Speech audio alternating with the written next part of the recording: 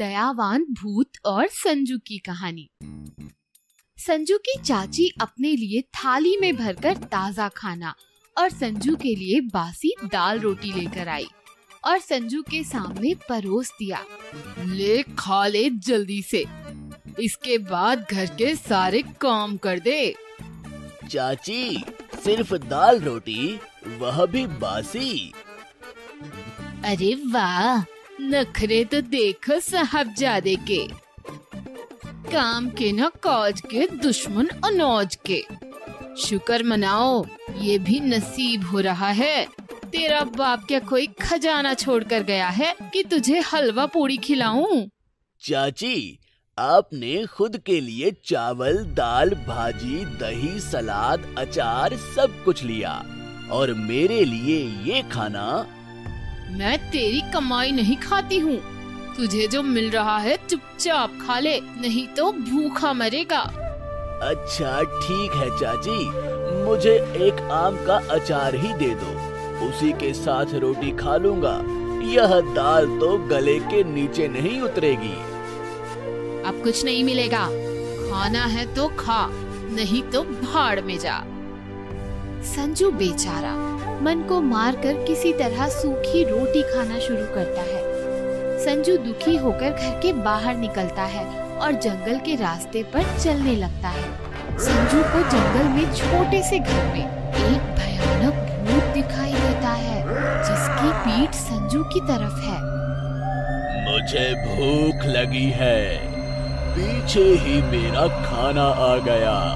अब मैं जल्दी से जल्दी इसे खाऊंगा। संजू डरकर छुपने लगता है। कौन हो तुम? यहाँ कैसे आए? मैं संजू, मुझे भूख लगी थी तो सोचा जंगल में कुछ फल खा लूंगा और अपनी भूख मिटा लूंगा। क्या तुम्हारे घर में तुम्हें खाना नहीं मिलता? सूखी रोटी मिली थी, पेट भी नहीं भरा। कैसी माँ है तुम्हारी जो पेट भरकर खाना भी नहीं देती? मेरे माँ बाप नहीं हैं, चाचा चाची हैं। चाची मुझे कभी भी पेट भर खाना नहीं देती। संजू, तुम्हें भूख लगी है ना? चलो मैं तुम्हें अच्छा खाना खिलाता हूँ। बोलो, तुम क्या खाओगे? हलवा पूरी, मिठाई, स्वादिष्ट सब्जी, दाल, चावल, सलाद, अचार, जो चाहिए बोलो। आप सच कह रहे हैं? क्या सचमुच मुझे यह सब खाने को मिलेगा? भूत ने अपना हाथ आगे किया और कई पकवान और व्यंजन सामने सज गए। संजू, पिछली बातें भूल जाओ, जी भरकर खूब खाओ। संजू और भूत दोनों बड़े प्यार से खाने लगते हैं। उनके आसपास कुछ पंछी भी आते हैं और उनको भी खाना मिल जाता है। आप बहुत अच्छे हैं, दयावान हैं। मैं कहता हूँ आप सचमुच महान हैं।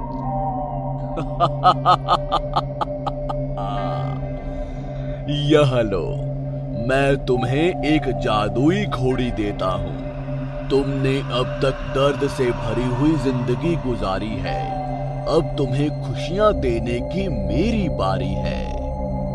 मैं तुम्हें एक घोड़ी दे रहा हूँ। यह बहुत प्यारी है, चमत्कारी है। जो कह दो वह सुनती है, हवा से बातें करती है, आसमान में उड़ती है। इसे हंसाओ तो हंसती है, मुख से सोना उगलती है। ऐ घोड़ी, हंसकर दिखला दे, मुंह से कुछ सोना बरसा दे। घोड़ी गिनगिनाकर हंसने लगी और उसके मुंह से स्वर्ण मुद्रा बरसने लगी। यह लो संजू दौलत सारी, अब घोड़ी की करो सवारी। ऐसा कभी मैंने सपने में भी नहीं सोचा था। यह सब अद्भुत है, चमत्कार है। संजू घोड़ी पर सवार होकर आगे चल दिया। रास्ते में गेंडा, हाथी और शेर आ गए। खतरा आया अपने पास, ए घोड़ी चल उड़ आकाश। जैसे ही शेर वार के लिए आगे उछला, घोड़ी ने हवा में उड़ते उड़ते पिछले पैर की दुलत्ती से उसके मुंह का नक्शा ही बदल दिया। संजू ने बाजार में पहुंचकर चाचा चाची और अपने लिए अच्छे अच्छे कपड़े लिए। उनका हुलिया ही बदल गया था। उनके चाचा ने जब उसे देखा तो देखते ही रह गए। चाचा जी प्रणाम। बेटा जीते रहो, कहाँ थे तुम? चलो घर चलो, तुम्हारी चाची का हाल बहुत बुरा है। न खाती है, न बोलती है, न उठती है, न डोलती है। चाचा जी आप आइए, घोड़ी पर बैठ जाइए। जल्दी से अपने घर जाएंगे, चाची का अच्छा इलाज कराएंगे। चाची जी प्रणाम। यह आपको क्या हो गया है?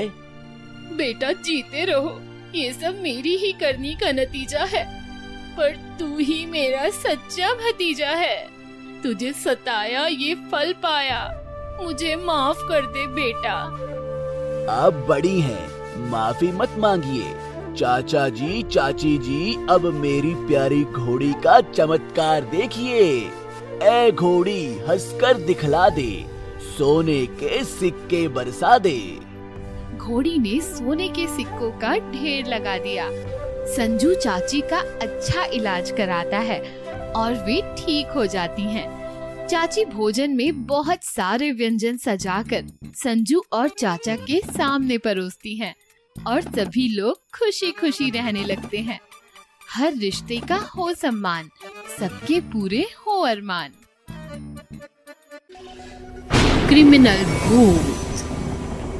एक समय की बात है, इंस्पेक्टर ब्रिजेश एक बहुत ही होनहार और बहादुर अफसर थे। वो बड़े से बड़े क्रिमिनल का एनकाउंटर करते थे। एक दिन उनका पाला साइको किलर राका से पड़ गया। वो उसके पीछे भाग रहे थे और राका भी तेजी से भाग रहा था, पर ब्रिजेश ने शॉर्टकट लेकर सामने आकर राका को गोली मार दी। मैं तुम्हें नहीं छोड़ूंगा इंस्पेक्टर, तुम्हें और तुम्हारे पूरे परिवार को मार डालूंगा। राका ऐसा कहते ही दम तोड़ देता है। उसकी लाश को शमशान घाट में दफना दिया जाता है। ब्रिजेश को बहादुरी का मेडल देकर सम्मान दिया जाता है। उसके परिवार में सब बहुत खुश होते हैं। आप तो हर महीने एक मेडल ले आते हैं, इतने मेडल कहाँ रखे हैं ये भी बता दीजिए।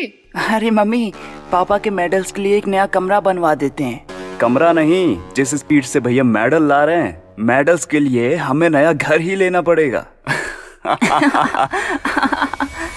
उसी खौफनाक रात में राका वापस तो आता है, पर अब वो एक इंसान नहीं रहता।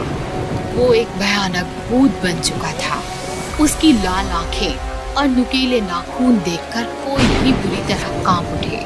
मैंने कहा था इंस्पेक्टर, मैं वापस आऊंगा। अब तुझे और तेरे परिवार को मुझसे कोई बचा नहीं सकता। अगली रात ब्रिजेश का भाई राजेश ऑफिस से घर की ओर लौट रहा था। तभी उसे ऐसा लगता है कि उसका कोई पीछा कर रहा है। राजेश पीछे मुड़कर देखता है तो कोई नहीं होता। तभी उसे एक अजीब सी आवाज सुनाई देती है। तू ही है ना उस बहादुर ब्रिजेश का भाई?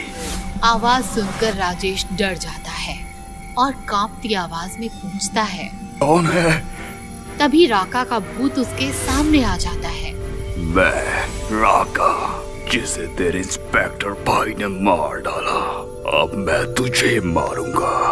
देखता हूँ तेरा बहादुर भाई तुझे कैसे बचाता है। राजेश के उस भूत को देखकर पसीने छूट जाते हैं। वो तेजी से भागने लगता है। तभी राका उसकी गर्दन पर हमला करता है और उसका सारा खून पी जाता है और तभी राजेश की मौत हो जाती है। अगले दिन ब्रिजेश अपने भाई को देखता है और फूट फूट कर रोने लगता है। किसने किया तुम्हारे साथ ये भाई? मैं अपने भाई को नहीं बचा सका। तभी ब्रिजेश की पत्नी पूजा को राजेश के हाथ पर नाखून से कुछ लिखा हुआ दिखता है। देखिए जी, देवर जी के हाथ पर कुछ लिखा हुआ है। ब्रिजेश हाथ पकड़ने लगता है। भाई तो गया, अब बीवी की बारी, राका। ब्रिजेश ये सुनकर सदमे में आ जाता है और उसके पैरों तले जमीन निकल जाती है। राका, ये सब राका ने किया है। मैं सोच भी नहीं सकता था कि वो वापस आ जाएगा। मैं उसे नहीं छोड़ूंगा। मुझे लगता है कि हमें पंडित जी को बुलवा लेना चाहिए। ये भूत प्रेत का मामला है, आपके बस की बात नहीं है। पूजा अगले दिन पंडित जी को फोन करती है और उन्हें घर आने को कहती है। राका घर की खिड़की से सब देख रहा होता है। इंस्पेक्टर की बीवी, तू तो गई। पूजा घर की छत पर सूख रहे कपड़े लेने आती है कि तभी अचानक से तेज हवाएं चलने लगती हैं और वहाँ राका आ जाता है। कहाँ है तेरे इंस्पेक्टर पति? तुझे बचाने के लिए वापस नहीं आएगा। पूजा राका को देखकर चीख पड़ती है और उसकी आवाज सुनकर ब्रिजेश छत पर दौड़ कर आता है, लेकिन छत का दरवाजा बंद हो जाता है। राका, मेरी पत्नी को छोड़ दे। तेरी दुश्मनी मुझसे है, मुझे मार। मेरे परिवार को छोड़ दे।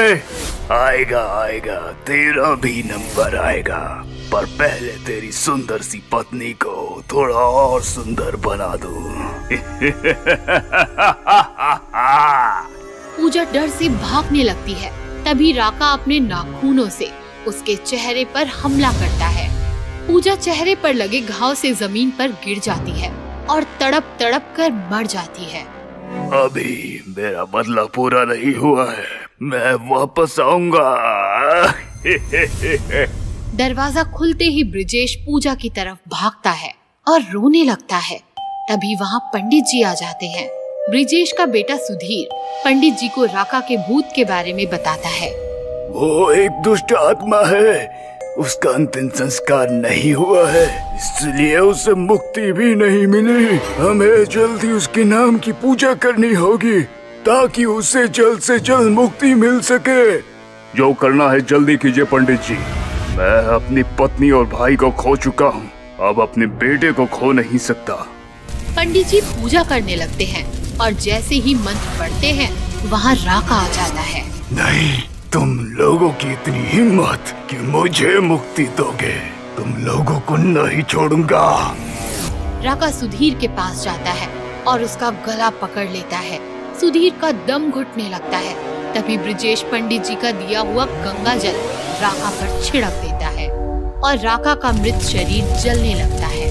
ये क्या किया तुमने? तभी पंडित जी अपनी पूजा का आखिरी मंत्र पढ़ते हैं और राका की आत्मा हवा में भाप बनकर उड़ने लगती है। नहीं, मेरा बदला भी पूरा नहीं हुआ। नहीं। और इसी तरह राका की आत्मा को मुक्ति मिल जाती है और ब्रिजेश अपने बेटे की जान बचा पाता है।